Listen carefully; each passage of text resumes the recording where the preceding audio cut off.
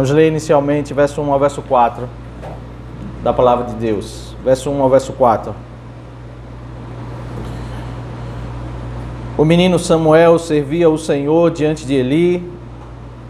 Naqueles dias a palavra do Senhor era muito rara. As visões não eram frequentes. Certo dia, o sacerdote Eli, cujos olhos já começavam a escurecer-se, a ponto de não poder ver, estava deitado no lugar de costume.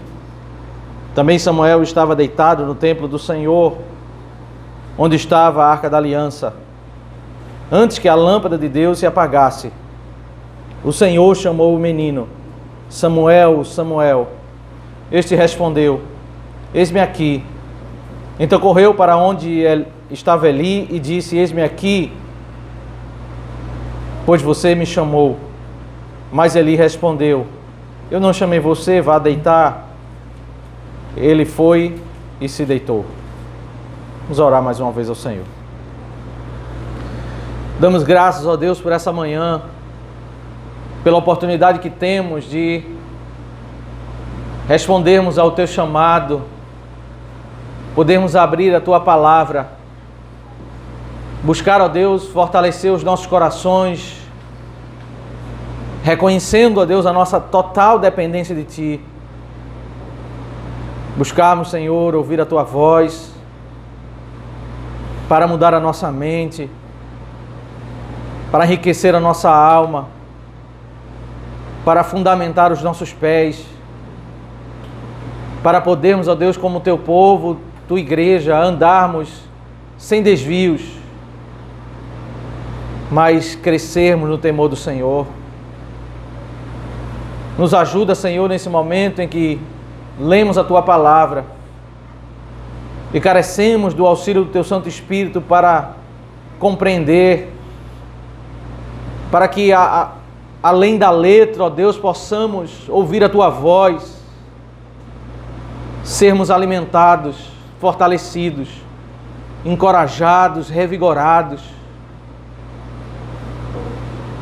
para a Tua própria glória, Senhor. Nos ajuda, ó Deus, essa é a nossa súplica, nós a fazemos em nome de Cristo. Amém. 1 Samuel, meus irmãos, capítulo 1, como nós já examinamos, um contexto de uma família em desordem, um homem com duas mulheres, fugindo do padrão de Gênesis, capítulo 2. Desordens havia naquela família onde uma mulher fazia disputas com a outra, mas no meio daquele caos, Deus fez com que aquele homem, ele fosse uma vez ao ano adorar o Senhor. Ele tinha esse interesse, ele tinha essa preocupação. E também uma das mulheres, Ana, ela orava ao Senhor para que o Senhor desse um filho, para que ela pudesse dedicar esse filho ao Senhor. Vimos a oração dela e essa entrega, e vimos que essa entrega não era algo superficial, não era algo desesperador para que ela tivesse apenas o filho, porque de fato, no desenrolar da história, ela vai ficar sem a presença do filho, porque o menino dado pelo Senhor Samuel, ele vai ser de fato entregue ao Senhor, consagrado para viver em uma outra cidade, viver no templo, no tabernáculo, naquele contexto. No capítulo 2 nós vimos ali a oração, que também é um cântico, onde Ana, ela agradece ao Senhor, e toda a oração, meio que a gente caminhou um pouco para perceber como que a narrativa do nascimento, da maternidade, ela vai sendo desconectada para uma narrativa que fala sobre a salvação pela graça. Todo o enredo do capítulo 2, verso 1 ao 11, vai falar sobre como o Senhor derrama graça àqueles que não conseguem fazer nada. A mãe estéril aquela mulher estéril vai se tornar mãe de 7 filhos. A que tem muitos filhos vai passar a ter dificuldade. Como aquele homem poderoso, ele vai ser reduzido a nada, e aquele que não tem nada vai ser conduzido a ser exaltado pelo Senhor. Percebemos que existem nesse capítulo 1 e no capítulo 2 uma descrição de 2 tipos de pessoas, que são essas 2 pessoas descritas no Cântico de Ana. O capítulo 2, ele passa de fato a detalhar isso quando vai dizer, vai exemplificar, né, a partir do verso 12, os dois filhos de Eli em contraste com Samuel. Os dois filhos de Eli são essas pessoas com arrogância, com força, com brutalidade, como Penina, do capítulo 1. Eles pensam que podem conquistar pela força, pelas suas obras, enquanto que Samuel é um menino no meio de um tabernáculo sendo preparado para ser sacerdote, que não tem força, os seus pais, ele vem de um lar desordenado, mas pela graça, o texto diz, no final do verso 21, capítulo 2, 21, e o menino Samuel crescia diante do Senhor.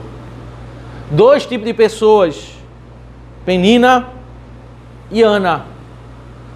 Os filhos de Samuel, Ofni e Finéias, e do outro lado, os dois filhos de Eli, Ofni e Finéias, e do outro lado, Samuel, o pequeno menino que cresce diante do Senhor.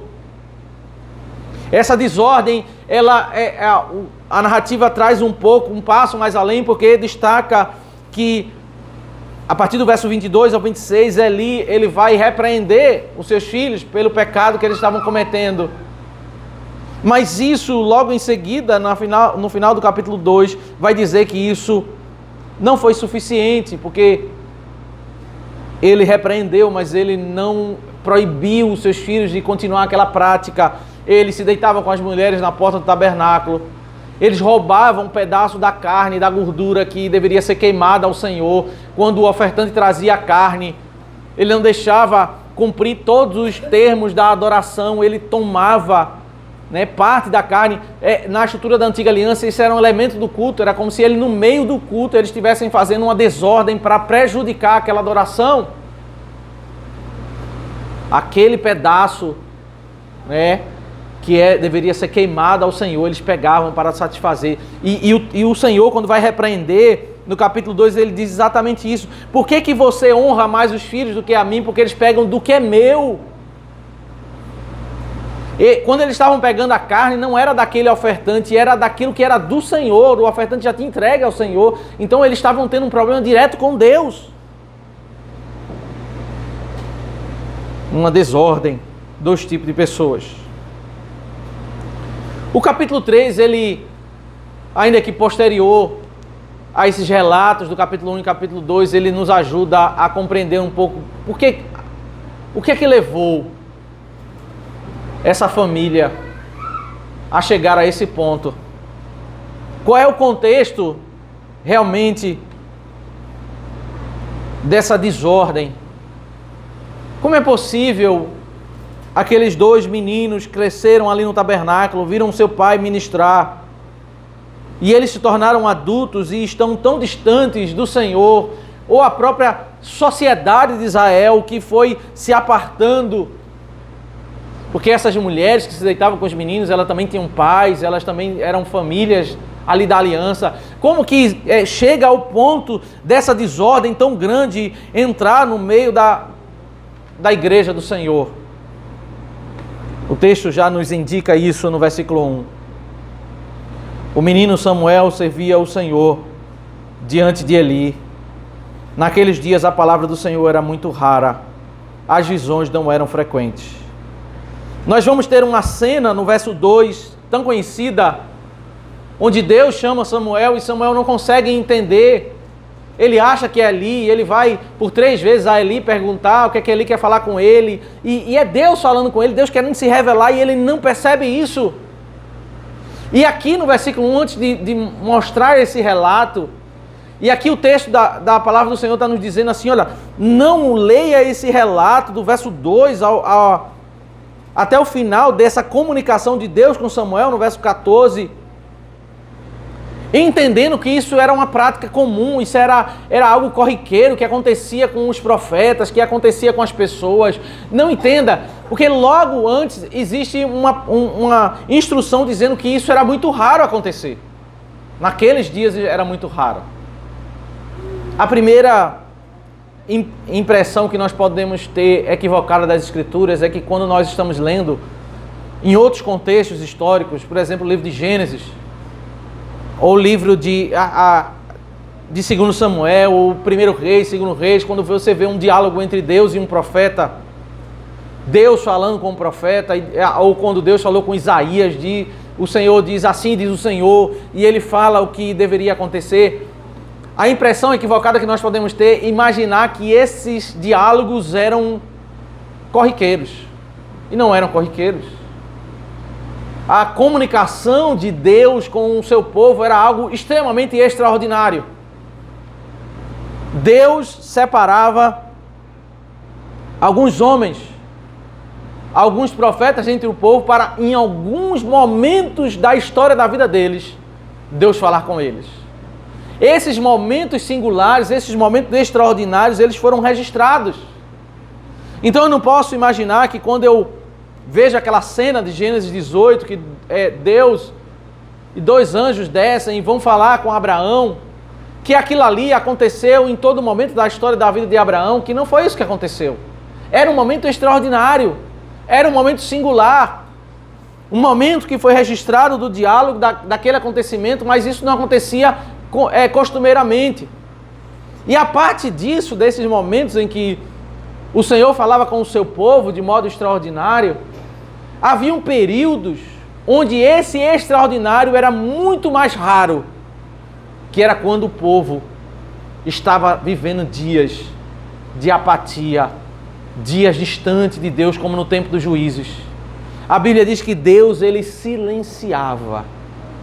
Deus, ele se apartava. É isso que Deus diz em Êxodo capítulo 32, depois daquela leitura que nós fizemos, no desenrolar do capítulo 33, Deus diz, eu não vou andar com vocês, eu vou me afastar de vocês.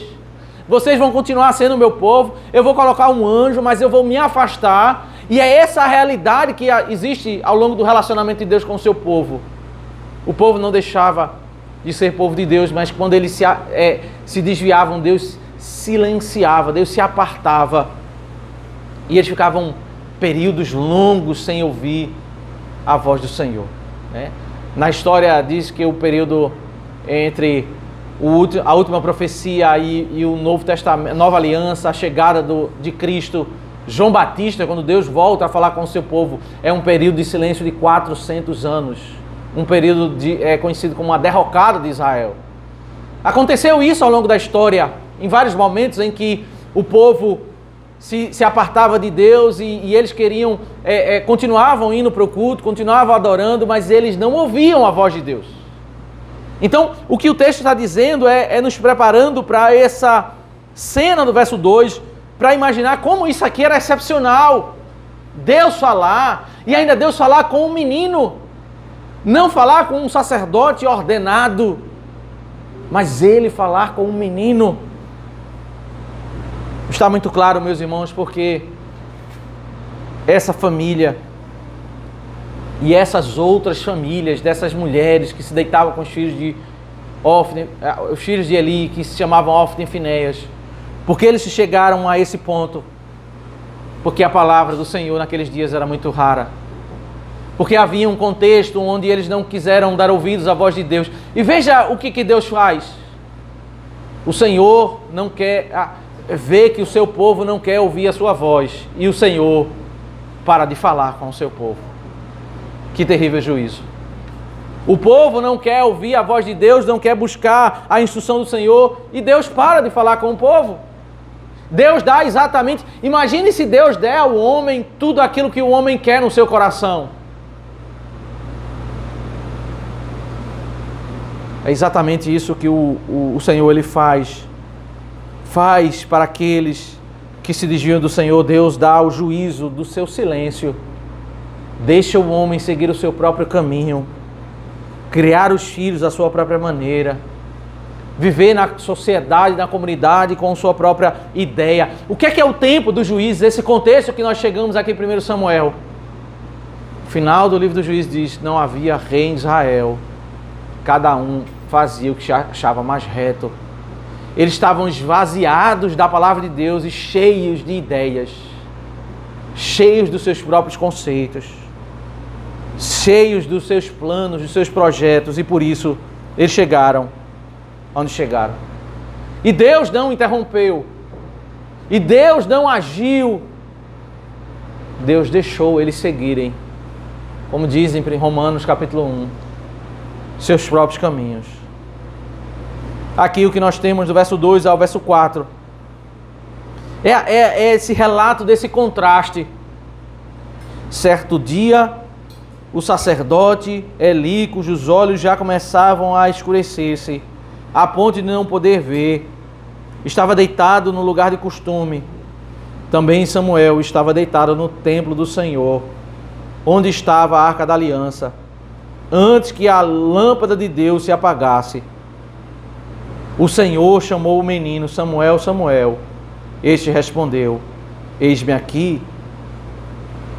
A quem o Senhor vai se revelar? Um sacerdote idoso, experimentado, que ao longo do capítulo mais adiante, no relato da sua morte, vai dizer que ele julgou Israel por 40 anos.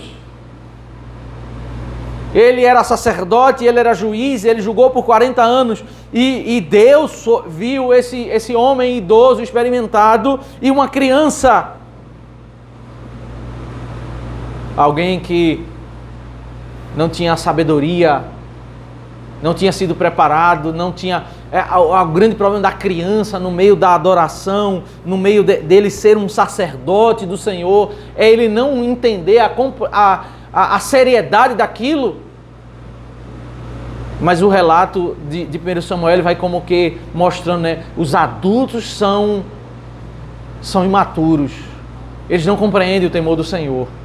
E Deus levanta uma criança que vai aprender o temor do Senhor. Uma criança que está sendo preparada, que está sendo preservada pelo Senhor. A raridade da revelação, meus irmãos, ela se faz em todo o Antigo Testamento, mas especialmente em toda a Bíblia, podemos dizer, em toda a história, mas especialmente no Antigo Testamento, porque a Bíblia diz que é exatamente a chegada da nova aliança, onde Deus ele faz algo diferente, ele amplia para homem e mulher, jovem, adulto, criança e idoso. Joel capítulo 2. Então era algo muito mais raro na antiga aliança. Aquela ideia de que a revelação de Deus acontecia a todo tempo, toda hora no Antigo Testamento, é uma ideia equivocada. Porque a revelação de Deus é algo extraordinário. O erro, meus irmãos, de muitas pessoas em nossos dias, ao interpretar o Antigo Testamento e até mesmo a achar que o modo em que Deus ele age nos dias de hoje é ele falando todo o tempo ao seu povo por meio de novas revelações. Isso é um grande equívoco. É tratar como comum, como ordinário aquilo que é extraordinário, aquilo que é atípico. São momentos singulares na história onde Deus falou com o seu povo. Em Atos capítulo 2, aquilo que aconteceu, meus irmãos, não foi algo comum. Foi algo tão extraordinário que o povo não soube lidar com aquele evento. Eles começaram a imaginar que as pessoas estavam bêbadas. Alguns entenderam o milagre, outros não entenderam o milagre. Mas aquilo ali não aconteceu mês a mês, costumeiramente. Aquilo ali foi um evento marco para o cumprimento da profecia de Joel, como Pedro prega ali naquele momento, para mostrar que naquele momento Deus estava derramando um novo tempo, um tempo onde a palavra do Senhor seria agora derramada, a revelação do Senhor para ser compreendida por jovens, adultos, crianças, idosos, homens e mulheres. Todos iriam compreender essa grandeza. Mas mais ainda, em Hebreus capítulo 2, a Bíblia diz que houve um período que é chamado de período da confirmação. Hebreus 2, verso 3, verso 4, onde naquele primeiro momento Deus derramou um tempo onde muitos sinais, prodígios foram derramados para que o povo pudesse compreender aquela palavra que foi derramada. Aquele ato extraordinário, Deus derramou a sua palavra. O ponto-chave, meus irmãos, de nós entendermos essa questão é se nós compreendermos o derramar da palavra como algo extraordinário, como algo suficiente, o nosso coração ele vai exatamente repousar sobre aquilo que foi derramado. e nós vamos buscar interesse na sua palavra. Porque qual é o problema de uma sociedade que pode se dizer até cristã, se nomeia cristã, mas eles não querem ouvir a palavra de Deus? Como no tempo dos juízes. Eles não têm tempo para ouvir a palavra de Deus, eles querem as suas próprias ideias, querem os seus próprios interesses, e eles não olham para a palavra como algo extraordinário e suficiente para lidar com o meu dia a dia, para me orientar de como eu devo viver, como eu devo adorar, como eu devo me relacionar com meu Deus. A mesma conclusão, em termos práticos, vai estar no coração de pessoas que ainda no meio da igreja, eles estão em busca de novas revelações, novos ensinos, tal como o pagão que está distante da suficiência das Escrituras. Esse que anseia por novas revelações, ele está distante da suficiência das Escrituras. Em caminhos distintos, mas os dois grupos, eles estão distantes de voltar os olhos para aquilo que o texto diz, aquilo que foi extraordinário, aquilo que foi suficiente, que Deus diz, como eu devo viver a minha vida e me relacionar com Deus. Os dois grupos estão distantes. Aquilo que era raro, aquilo que era extraordinário, para esse grupo que anseia por novas revelações, ele considera a palavra de Deus como algo cotidiano. Ele despreza a riqueza daquilo que foi dado pelo Senhor. No meio desse, e o texto ele tem essa proposta de narrar a glória de Deus, a glória da palavra de Deus. Não podemos nos desviar nessa análise, porque à medida que você vê a desordem do sacerdote Eli, dos seus filhos, não queira caminhar no sentido de exaltar a pessoa de Samuel, porque o texto está mostrando uma criança.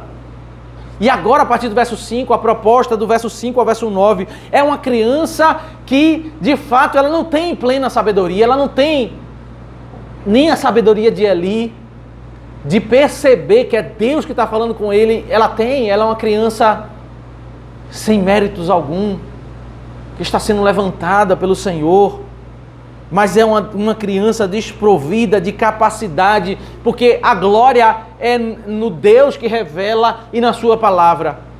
A glória não está na pessoa de Samuel. O versículo 5 diz: então correu para onde estava Eli e disse: eis-me aqui, pois você me chamou. Mas Eli respondeu: eu não chamei você, vá deitar.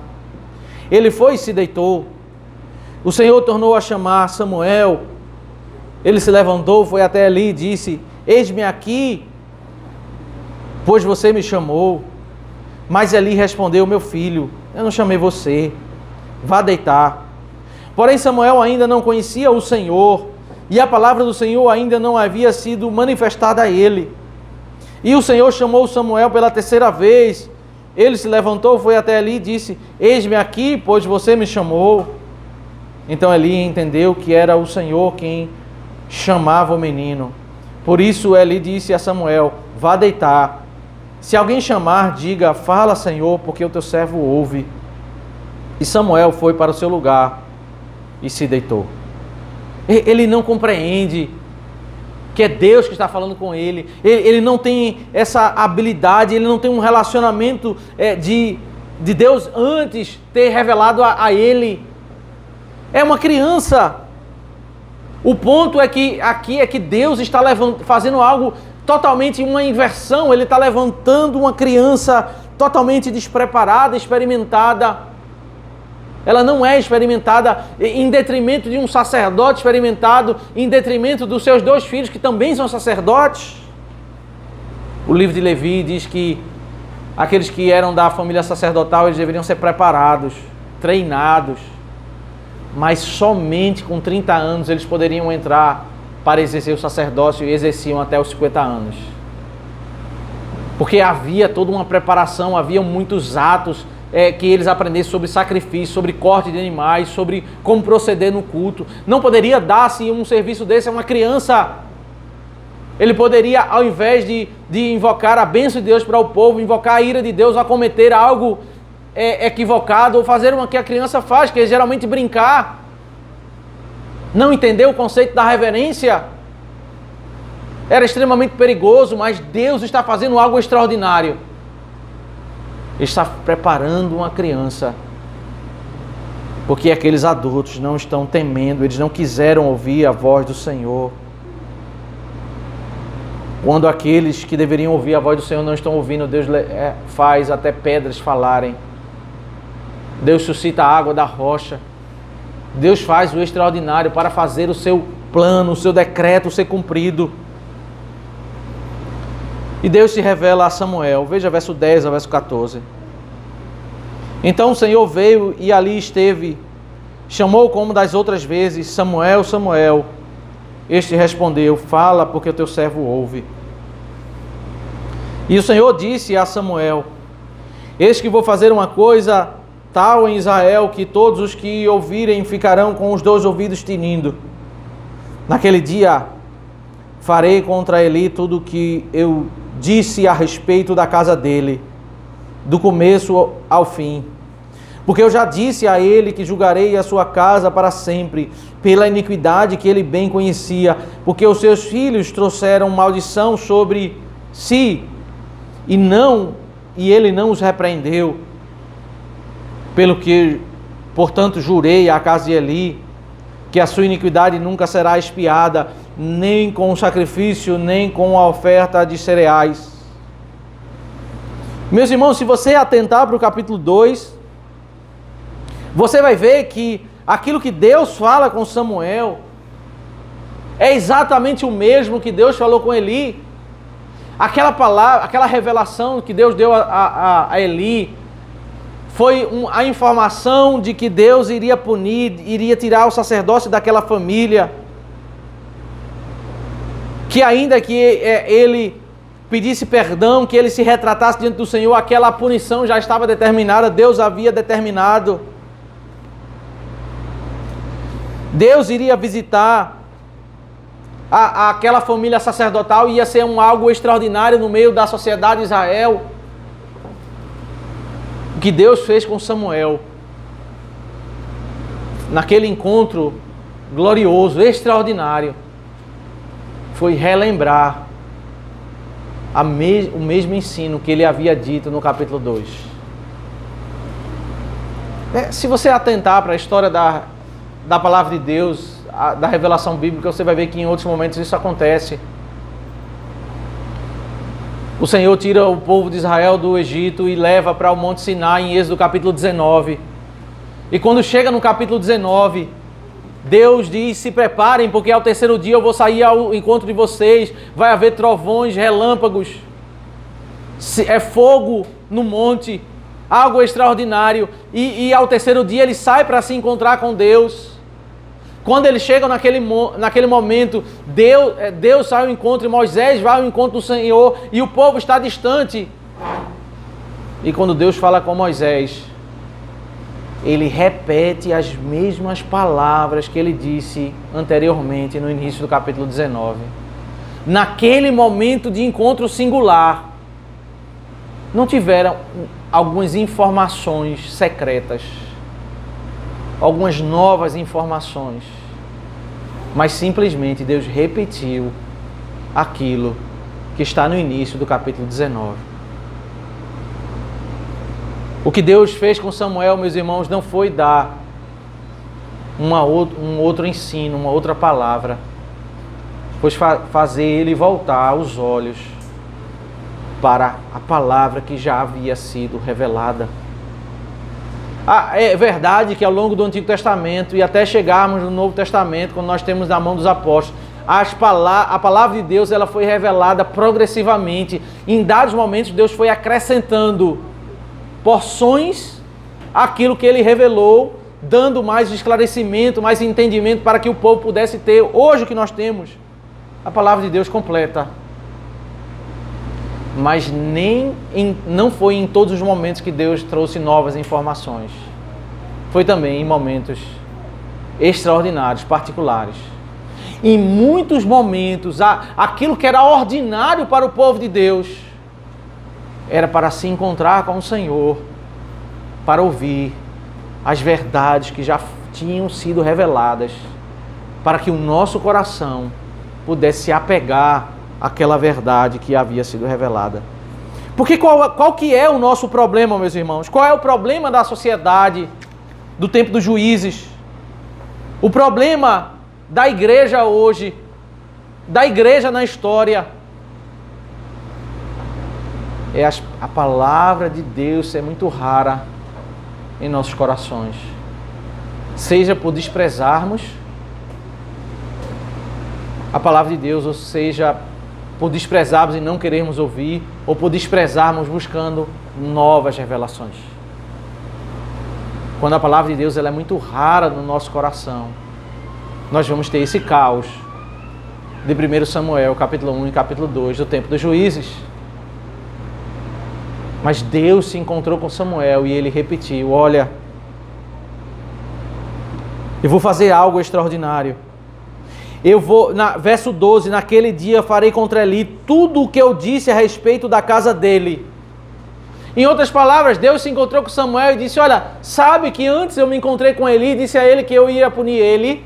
Eu estou me encontrando com você para dizer: olha, eu vou fazer o que eu disse antes. O objetivo desse encontro não é trazer uma nova informação sobre um novo evento, mas é fortalecer no coração dessa criança, desse sacerdote, que a verdade de Deus ela é imutável, que a verdade de Deus ela é suficiente, que a verdade de Deus é de fato aquilo que vai alertar o nosso coração. Deus fala aqui coisas tremendas, meus irmãos. A palavra de Deus não vai ser mudada por uma revelação posterior. A revelação progressiva, ainda que Deus ao longo da história, ele vai dando novas partes e pedaços da revelação, ele nunca contradisse aquilo que ele disse anteriormente, que é o grande problema das seitas. Nos dias de hoje as pessoas trazem, toda seita ela vem com um elemento de uma nova ideia, um novo movimento, uma nova revelação que as pessoas têm que... E essa nova revelação ela sempre vai de encontro a um princípio da palavra de Deus. Essa é a marca da seita e da heresia. Mas Deus, ele não anula aquilo que ele revelou anteriormente, ao longo da história. Deus estava revelando a Samuel e ensinando a Samuel desde pequeno que aquilo ali que eles fizeram era grave. Tomar a carne, se deitar com mulheres do tabernáculo, aquilo ali era grave, e os seus filhos trouxeram maldição, e você não os repreendeu. Ele não havia repreendido eles quando eram crianças. Eles cresceram e se tornaram adultos rebeldes, e adultos que não temiam o Senhor. E Deus agora estava com um problema com Eli. Perceba, o pai não repreende o filho porque não quer ter problema com o filho. Deus agora tem um problema com o pai. Se nós não quisermos repreender os nossos filhos para corrigir eles, para fazê-los chorar, Deus vai requerer isso da nossa mão e Ele vai ao nosso encontro se queixando do nosso comportamento, porque aí nós não queremos ter um problema com os nossos filhos, nós vamos ter um problema com Deus. Porque o nosso tratar com os nossos filhos, ele é para nós entregarmos os nossos filhos para o Senhor, para serem cuidados pelo Senhor. Aí é interessante que a expressão do verso 13, diz: porque os seus filhos trouxeram maldição sobre si. O que é que descrição descrição sobre o que é o pecado? O pecado, meus irmãos, é ofender a Deus e é invocar sobre a minha própria vida a maldição, a ira de Deus sobre a minha vida.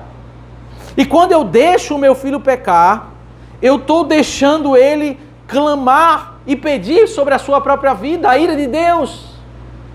Quando eu disciplino meu filho e protejo meu filho, eu estou protegendo ele da insensatez do seu próprio coração, para que a ira de Deus não se derrame sobre ele. E por isso que a disciplina, ela é um meio de proteção, para que aquela criança não se torne um adulto que ofenda mais e mais a Deus.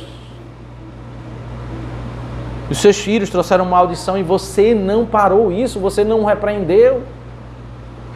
Interessante que o conceito do mundo de amor é não disciplinar os nossos filhos, porque nós vamos amar, nós vamos proteger eles de qualquer coisa que possa fazer ele chorar, fazer ele ficar triste. Nós estamos amando, esse é o conceito do mundo.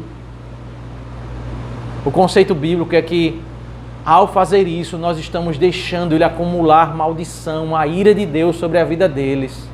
E eles vão se encontrar com essa visitação do Senhor. O Senhor vai estar irado com eles. O capítulo 2 já disse que o Senhor não fez eles ouvirem. Veja capítulo 2, verso 25. Final do capítulo 2, verso 25.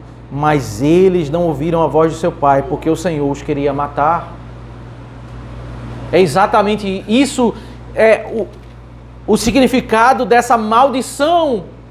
Eles estavam pecando, o pai não estava proibindo, e agora o Senhor estava com um problema. Uma coisa é o problema do Senhor com o pai, outra coisa é o problema do Senhor com aquelas crianças que cresceram. Agora Deus tem problemas com eles.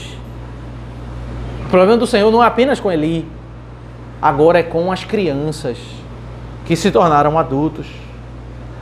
Chegou um momento em que a iniquidade, ela se tornou tão grande, ela não foi freada, ela não foi repreendida, aquelas crianças não foram disciplinadas, eles se tornaram adultos que agora prejudicavam o culto. A desordem era tão grande que Deus disse: olha, você vai pedir perdão, você vai oferecer sacrifício, mas eu não vou anular a minha sentença. Haveria uma visitação terrível da ira do Senhor para com aqueles filhos de Eli, que o texto no capítulo 2, eles não conheciam o Senhor. Mais uma vez, a fraqueza do menino. Porque Deus se revela a Samuel. Um sacerdote e um profeta é caracterizado no Antigo Testamento por aquele que tem coragem. Ele não teme os reis, ele não teme a morte, ele não teme nada, ele tem coragem. Mas o texto quer descrever a fraqueza de Samuel. Verso 15 ao 17. Samuel é um profeta que tem medo. Samuel ficou deitado até de manhã e então abriu os portões da casa do Senhor. Mas estava com medo de relatar a visão a Eli. Então Eli chamou Samuel e disse: Samuel, meu filho. Ele respondeu: eis-me aqui. Então Eli disse: o que foi que o Senhor lhe falou?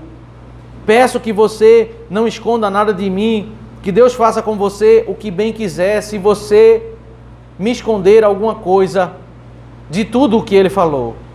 Então Samuel lhe contou tudo, sem esconder nada. E Eli disse: ele é o Senhor, que ele faça o que achar melhor. Até o verso 17, Deus falou com Samuel, mas nós não estamos diante de um profeta, um sacerdote maduro, que não teme a morte, não teme a reprovação das pessoas. Ele ainda é uma criança. É a graça de Deus que está levantando um menino para ser sacerdote, está reprovando um adulto. É a fraqueza de Samuel, é a fraqueza do menino, mas a glória do Senhor, a grandeza de Deus. A narrativa não está me conduzindo para exaltar a pessoa de Samuel, mas exaltar a pessoa do Senhor, porque ele é um menino. Mas no meio dessa narrativa nós vemos uma cena que relata a providência. O Deus soberano. O verso 18 que nós lemos diz que, como Eli, ele recebeu essa informação. Esse era um homem, meus irmãos, nem sempre na vida as coisas são 100% erradas ou 100% certas. No meio dessa família em que Ana era casada, o marido com 2 mulheres, havia uma desordem, mas havia algumas virtudes. uma vez por ano, conforme a lei do Senhor, eles iam ao local da adoração nos dias da festa. Havia um interesse no coração de Ana de consagrar o seu filho ao Senhor. No meio daquela desordem, havia algo correto. E no meio desse sacerdote que tinha problema sobre disciplinar os seus filhos, sobre repreender os seus filhos, de tomar alguma atitude mais enérgica, ele foi aquele sacerdote que ele orou para que Deus abençoasse Ana e desse um filho para Ana. Deus usou a instrumentalidade daquele sacerdote para fazer coisas boas, para abençoar o povo. E diz que quando ele falou, Deus deu mais filhos àquela mulher, quando ele abençoou Ana. E aqui no verso 18 ele diz: Ele é o Senhor, que Ele faça o que achar melhor. O verso 18, meus irmãos, mostra esse homem que tinha várias desordens, que tinha vários erros, que nós devemos aprender em não repetir esses erros. Ele nos ensina algo positivo, algo que ele fez correto.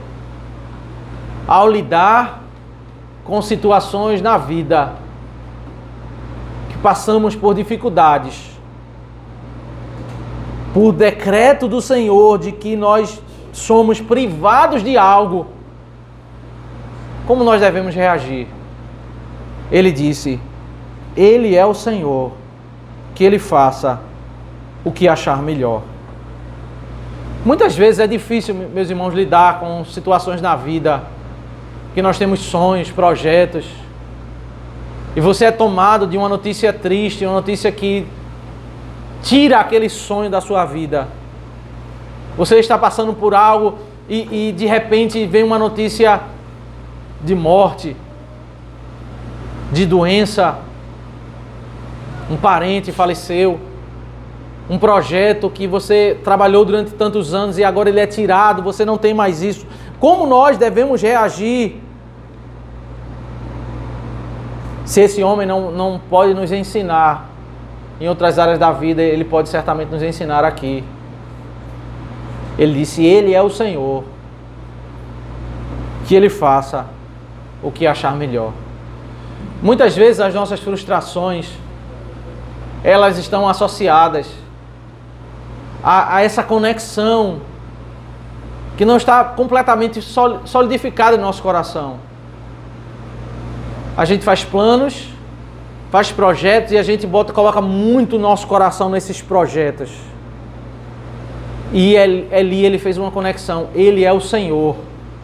Ele faz o que Ele quiser. Ele me dá os meus sonhos, Ele não me dá os meus sonhos.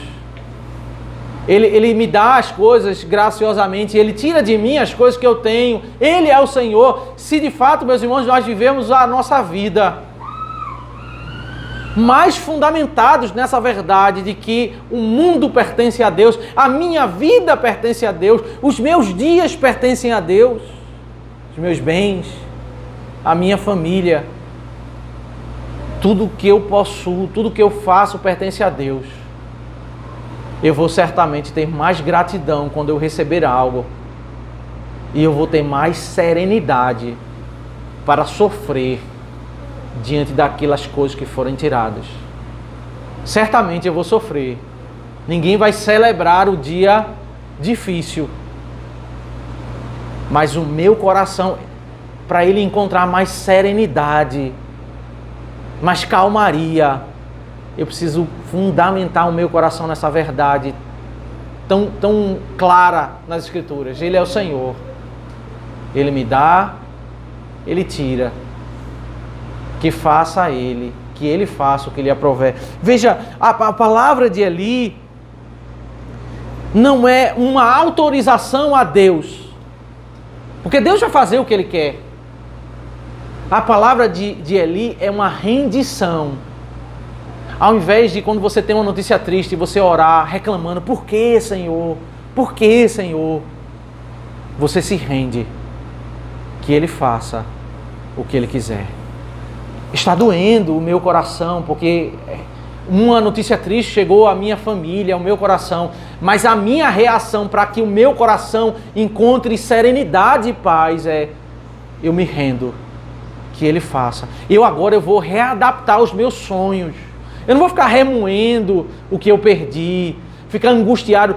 O grande problema aqui é eu passei por um problema e agora eu não vou sair de casa porque o meu avô faleceu e a minha vida era toda voltada para conviver com meu avô, então eu vou agora me trancar no quarto, me afundar em angústia, não quero comer, não quero dormir porque o meu avô morreu e agora eu quero deixar de viver. Quando eu me rendo a Deus, eu digo: eu estou triste, eu vou chorar, mas eu vou me levantar, porque é o Senhor que faz aquilo que lhe aprouver.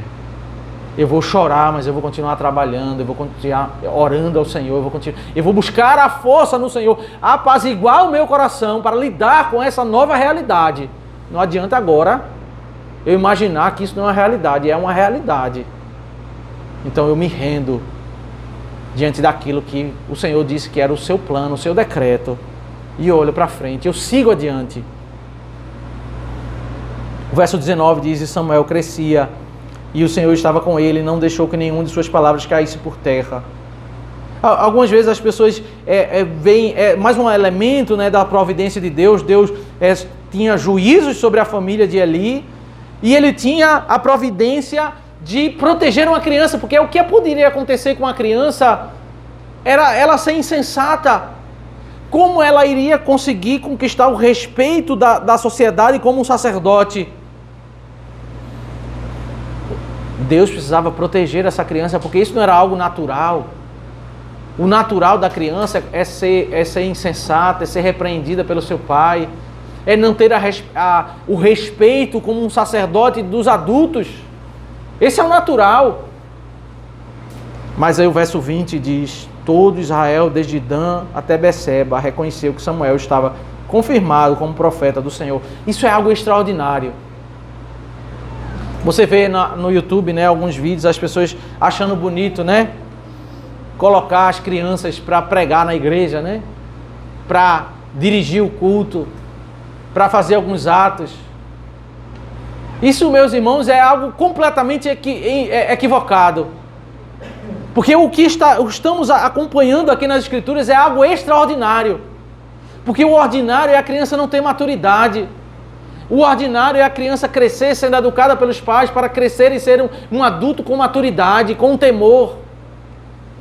Nós privamos as crianças de participarem da ceia do Senhor porque eles ainda não sabem discernir o corpo de Cristo. As crianças, elas não têm ainda a maturidade e por isso o papel dos pais é educar as crianças no temor do Senhor, para eles aprenderem o que é o temor, aprenderem o que é a verdade, para que eles possam crescer. Mas algo extraordinário é que Samuel estava crescendo e já havia sido confirmado. Isso é algo atípico. Um sacerdote adulto que se esperava maturidade, não tem maturidade. E uma criança que se espera imaturidade está sendo confirmado de ponta a ponta no território de Israel, de Dan até Beceba, que ele é sacerdote do Senhor. É esse o propósito do texto, mostrar esse elemento do contraditório, da inversão. Verso 21. O Senhor continuou a aparecer em Siló, porque em Siló o Senhor se manifestava a Samuel por meio da palavra do Senhor. Aquele tempo foi um tempo de extraordinário, onde Deus estava aparecendo naquele lugar e falando ao povo por meio da sua palavra. Se o caos, meus irmãos, ele provém do silêncio, o povo vai ter um caminho que agora vamos ter um ponto de uma virada. Primeiro Samuel vai apresentar agora o povo voltando-se à palavra do Senhor, porque a palavra do Senhor está sendo ministrada por meio da palavra do Senhor. É aqui onde começa o caminho da restauração. Que aplicações, meus irmãos, nós podemos extrair dessa verdade das Escrituras, desse texto sagrado? Em primeiro lugar, é que a desordem, ela é proporcional ao silêncio da palavra de Deus. Quanto mais o silêncio da palavra de Deus, o desconhecimento da verdade do Senhor, nós vamos conviver, ver os nossos filhos crescerem, praticarem desordens e não mais corrigimos eles, porque é natural. As pessoas do mundo de hoje fazem isso. É o costume do povo pegar um pedaço de carne lá da gordura no meio do culto e deixar o meu filho comer. Isso é natural, não tem problema. A palavra ser silenciada. Há uma perspectiva errada também de alguns relatos da Escritura, que as pessoas acham que em todo o tempo, quando o povo cometia pecado, Deus ia lá e punia as pessoas, né? Vocês certamente já viram as pessoas falarem isso. Toda vez que eles veem os relatos das pragas no Egito, ou os relatos dos milagres, as pessoas às vezes leem a Bíblia e acham que isso acontecia a todo tempo. Mas o que mais acontecia era o contrário. Era que quando o povo fazia aquilo que era errado, Deus silenciava. Deus não fazia nada. Esse era o mais comum. Em atos extraordinários, em momentos históricos extraordinários, Deus avisava, olha, para de seguir por esse caminho. O sinal de Deus era um ato gracioso. Mas o que mais acontecia era Deus silenciar. Imagine se nós não quisermos mais ouvir o que a voz de Deus, que a palavra de Deus está nos ensinando. Se nós não quisermos mais ler a palavra de Deus, se nós não quisermos mais meditar na palavra de Deus, se nós não quisermos educar os nossos filhos conforme o padrão da palavra de Deus, cultuar conforme o padrão da palavra de Deus, se a palavra de Deus não tiver mais espaço em nossa vida, nosso contexto está posto exatamente como o contexto do tempo dos juízes. Nós não somos diferentes da família de Eli, se nós não dermos espaço para a palavra de Deus. O silêncio da palavra de Deus é o contexto.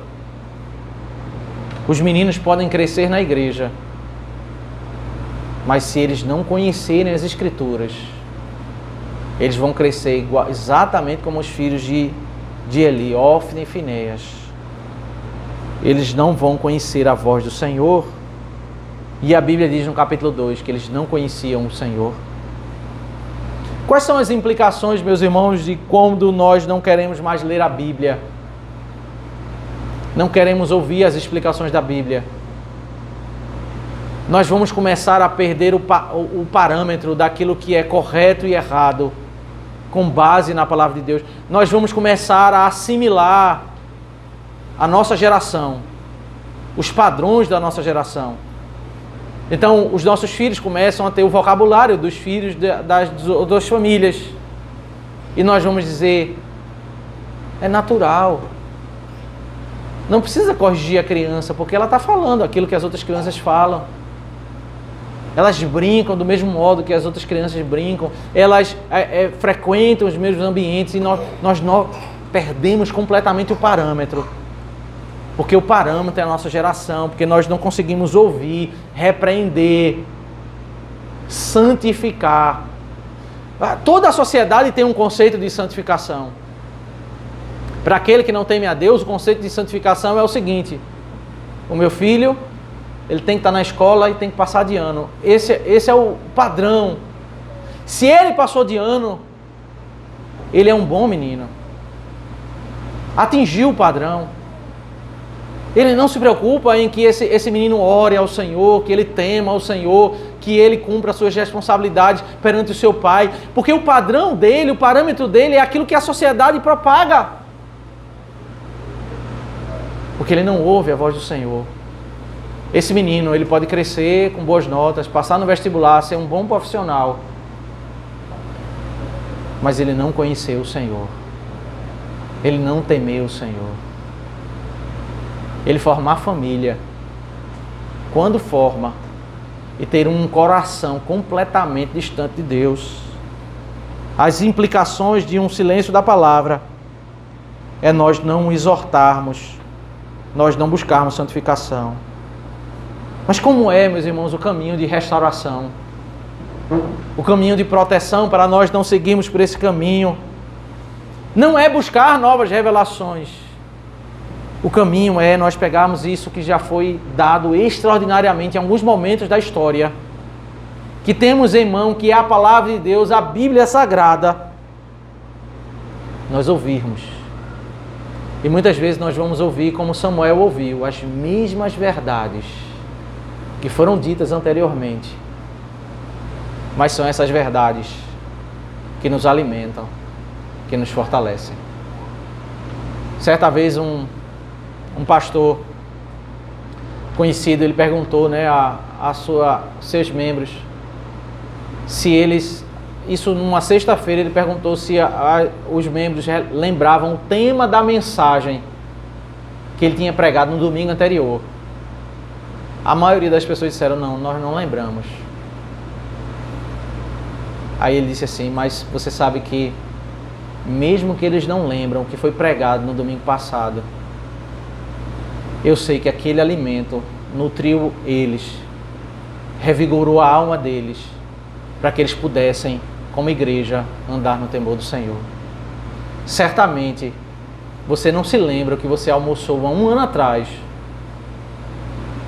mas aquele almoço te deu nutrientes para você passar a semana, para você passar os dias, cada dia você almoçando, o seu corpo foi fortalecido, mesmo sem você lembrar. Assim a palavra de Deus, nós vamos estudando a palavra de Deus, nós vamos alimentando, e o nosso coração ele vai enchendo com essa verdade. Muitas vezes nós nem lembramos o que estudamos há 6 meses atrás, mas os conceitos foram ali, solidificando o coração dos nossos filhos, dos nossos corações, para nós não nos apartarmos do Senhor. Que o Senhor Deus nos abençoe.